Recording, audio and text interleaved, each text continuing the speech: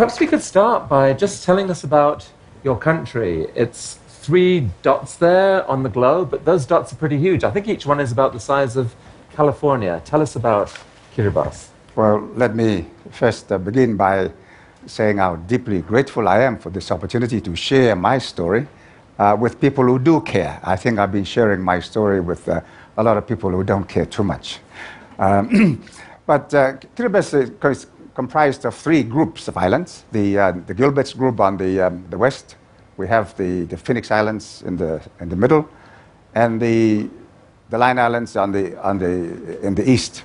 And quite frankly, Kiribati is perhaps the only country that is actually in the four corners of the world, because we're in the northern hemisphere and the southern hemisphere, and also in the east and the west of the international date line. These islands are almost entirely made of coral atolls, and on average about 2 meters above sea level. And so this is what we have. Usually not more than 2 kilometers in width. And so in many occasions I've been asked by people, you're suffering, why don't you move back? And they don't understand, they have no concept of what it is that's involved. With the rising sea, they say, well, you can move back. And so this is what I tell them, we move back and we will fall off on the other side of the ocean, okay? And, but these are the kind of issues that people don't understand. So certainly this is just a picture of fragility there. When was it that you yourself realized that there might be impending peril for your country? Well, the story of climate change has been one that's been going on for quite a number of decades. And when I came into office, in 2003, I began talking about climate change at the United Nations General Assembly, but not with so much passion, because then there was still this controversy among the scientists, whether it was human-induced, it was a real or it wasn't. And, but I think that debate was fairly much concluded in 2007 with the fourth assessment report of the IPCC, which concluded, made a categorical statement that it is real, it's human-induced, and it's predicting some very, very serious scenarios for countries like mine. And so that's when I got very serious. In the past, I talked about it, we were worried. But when the scenarios, the predictions came in 2007, it became a real issue for us. Now, those predictions are, I think that by 2100, sea levels are forecast to rise perhaps 3 feet. There are scenarios where it's higher than that, for sure. But what would you say to a skeptic who said, what's 3 feet? You're on average 6 feet above sea level. What's the problem? Well, I think it's got to be understood that a marginal rise in sea level would mean a loss of a lot of land, because much of the land is and quite apart from that, we're getting the swells at the moment. So it's not about getting 2 feet. I think what many people do not understand is they think climate change is something that is happening in the future. Well, we're at the very end, the bottom end of the spectrum. It's already with us. We have communities who already have been dislocated. They have had to move, and every parliament session, I'm getting complaints from different communities asking for assistance to build seawalls, to see what we can do about the freshwater lanes, because it's being destroyed. And so in my trips to the different islands, I'm seeing evidence of communities which are now having to cope with the loss of food crops, the contamination of the waterlands. And I see these communities perhaps having to relocate within 5 to 10 years.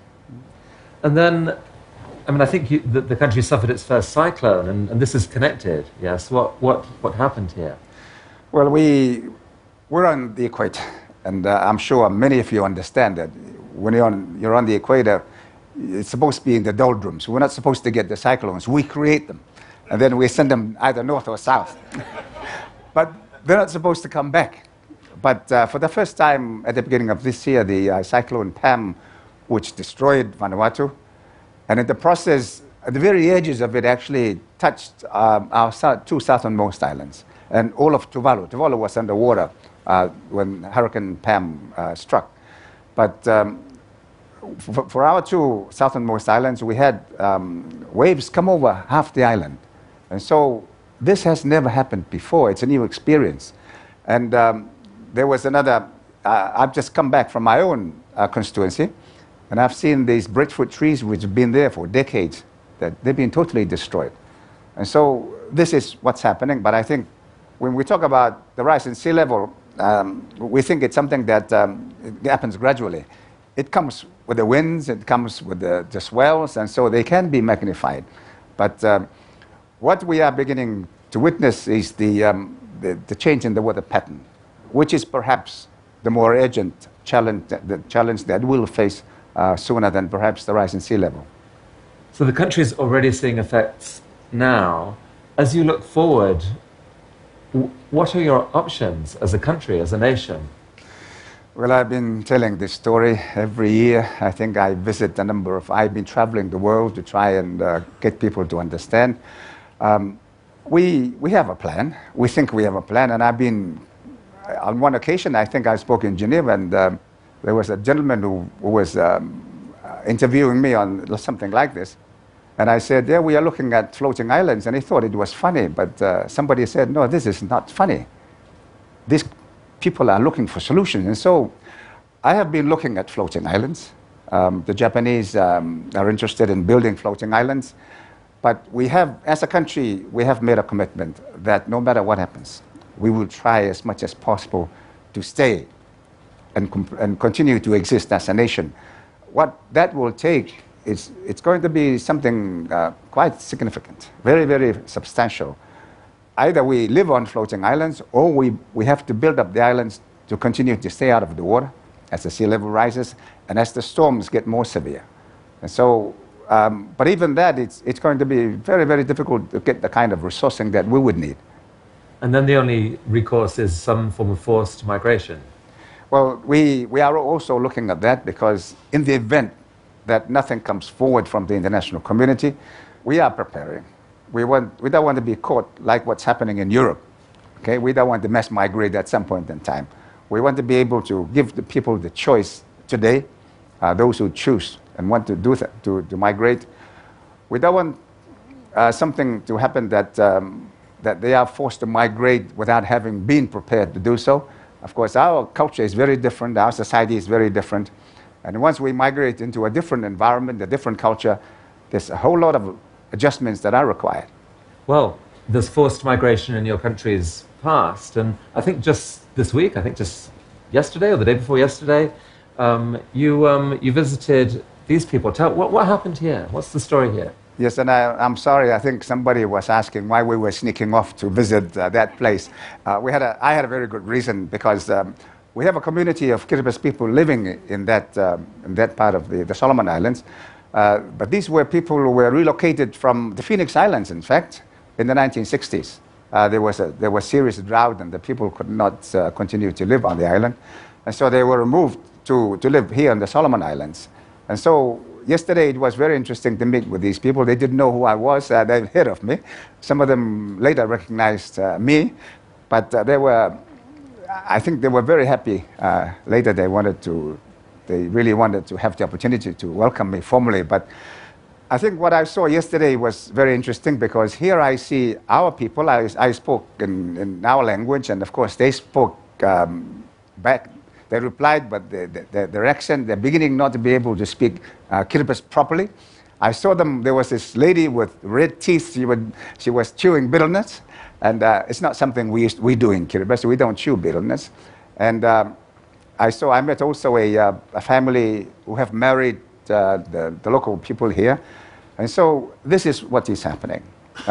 There is, as you go into another community, there are bound to be changes. There's bound to be a certain loss of identity. And I think this is what we will be looking for in the future, if and when we do migrate. Must have been just an extraordinarily emotional day, because of these questions about identity. The joy of seeing you, and perhaps an emphasized sense of what they had lost. And it's very inspiring to hear you say you're going to fight to the end to try and preserve the nation in a location. this is our wish. Nobody wants ever to leave their home. And so it's been a very difficult decision for me. As a leader, you don't make plans to leave your island, your home. And so I've been asked a number of occasions, so how do you feel? And no, it doesn't feel good at all. It's an emotional thing. And I've tried to live with it. And I know that on occasions I'm accused of not trying to solve the problem because I can't solve the problem. It's something that's got to be done collectively. Climate change is a global phenomenon. And as I've often argued, unfortunately, the countries, when we come to the United Nations, I was in a meeting with Pacific Island Forum countries, where Australia and New Zealand are also members, and we had an argument. I think there was a bit of a story in the news, because they were arguing that to cut emissions, it would be something that they're unable to do because it would affect the industries. And so here I was saying, okay, I hear you. I understand what you're saying, but try also to understand what I'm saying, because if you do not cut your emissions, then our survival is on the line. And so it's a matter for you to weigh these moral issues. It's about industry as opposed to survival of a people. You know, I asked you yesterday what made you angry, and you said, I don't get angry. But then you paused. I think this made you angry. Oh, I'd refer you to my earlier statements at the United Nations. I was very angry, very frustrated. And then depressed. There was a sense of futility that we're fighting a fight that we had no hope of winning. And I had to change my approach. I had to become more reasonable because I thought people would listen to somebody who was rational. But I remained radically irrational, whatever that is. Now, a core part of your nation's identity is fishing. I mean, I think you said pretty much everyone is involved in fishing in some way. Well, we eat fish every day. And I think there is no doubt that our rate of consumption of fish is perhaps the highest in the world. We don't have a lot of livestock, so it's fish that we depend on. So you're dependent on fish both at local level and for the revenues that the country receives from global fishing business for tuna. And yet, despite that, a few years ago, you took a very radical step. Can you tell us about that? I think something happened right here in the Phoenix Island. Well, let me give some of the background of what it is, what fish means for us. We have one of the largest tuna fishery remaining in the world. In the Pacific, I think we host something like 60% of the remaining tuna fishery. And it remains relatively healthy for some species, but not all. And Kiribati is certainly one of the three major resource owners, tuna resource owners. And at the moment, we'll be getting something like 80 to 90% of our revenue from excess fees, license fees. Of your national revenue? National revenue, which drives everything that we do in governments, hospitals, schools, and what have you. But we decided to close this, and it was a very difficult decision. I can assure you, politically, locally, it was not easy. But I was convinced that we had to do this in order to ensure that the fishery remains sustainable. There had been some indications that some of the species, in particular the big eye, was under serious threat. The yellowfin was also heavily fished. Skipjack remains healthy. And so we had to do something like that. And so that was the reason I did that. Another reason for why I did that was because I'd been asking the international community that in order to deal with climate change, in order to fight climate change, there's got to be sacrifice. There's got to be commitment. And so in asking the international community to make a sacrifice, I thought we ourselves need to make that sacrifice. And so we made the sacrifice. And that foregoing commercial fishing in the Phoenix Islands particular area would mean a loss of revenue. We are still trying to assess what that loss would be because we actually closed it off at the beginning of this year. And so we will see by the end of this year what it means in terms of the lost revenue. So there's so many things playing into this. On the one hand, it may prompt healthier fisheries and perhaps more. I mean, how much are you able to move the price up that you charge for the remaining areas? Okay. There's been the negotiations have been very difficult, but we have managed to raise the cost of a vessel day. For any vessel to come in to fish for a day, we have raised the fee from, it was 6,000 and 8,000 now to 10,000, 12,000 per vessel day. And so there's been that significant increase. But at the same time, what's important to note is whereas in the past, these fishing boats might be fishing in a day and maybe catch 10 tons. Now they're catching maybe 100 tons because they become so efficient. And so we've got to respond likewise. We've got to be very, very careful because the technology has so improved. There was a time when the Bassein fleet moved from the Atlantic to the Pacific. They started experimenting if they could Bassein. But now they've got ways of doing it and they've become so efficient. Can you give us just a sense of what it's like in those negotiations? Because you're up against companies that have hundreds of millions of dollars at stake, essentially. How do you hold the line? Is there any advice you can give to other leaders who are dealing with the same companies about how to get the most for your country, get your most for the fish? What advice would you give? Well, I think we focus too often on licensing.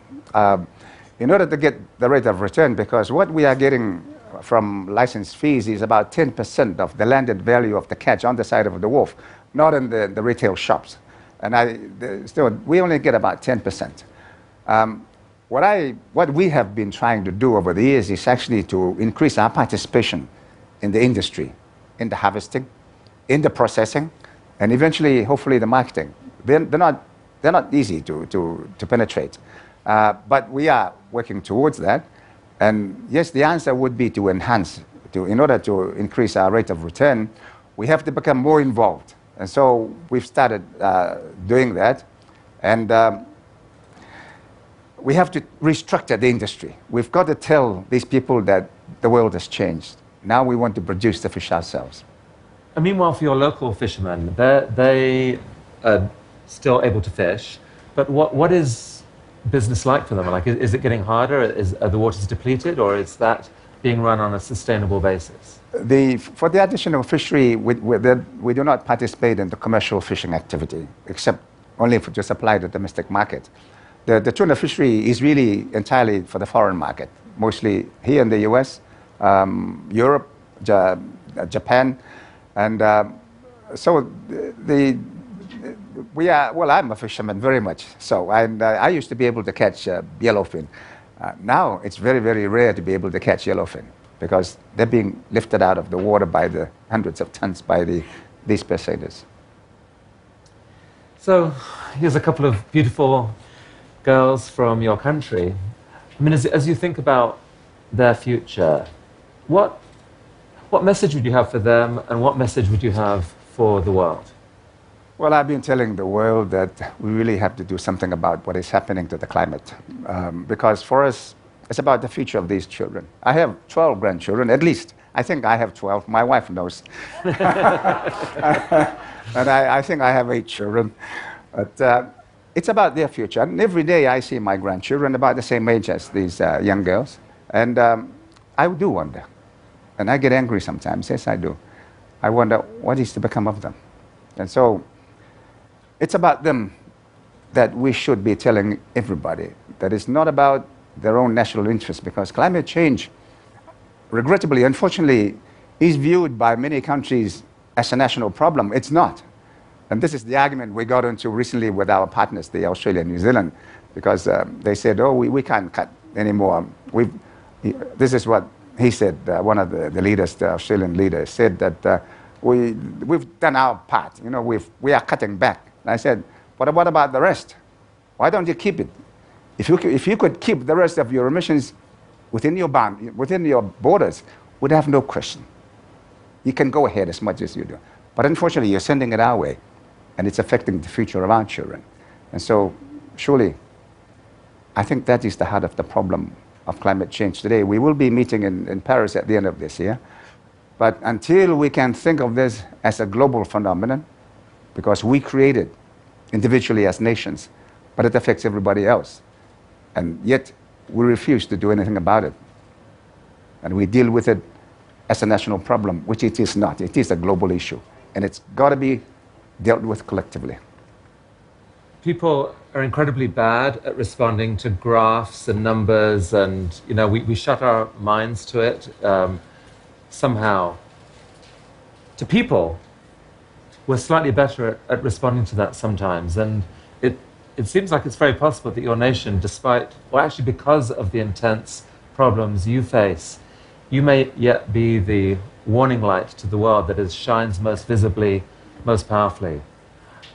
I just want to thank you, I'm sure on behalf of all of us actually, for your extraordinary leadership and for being here. Mr. President, thank you so much. Thank you very much. Thank you.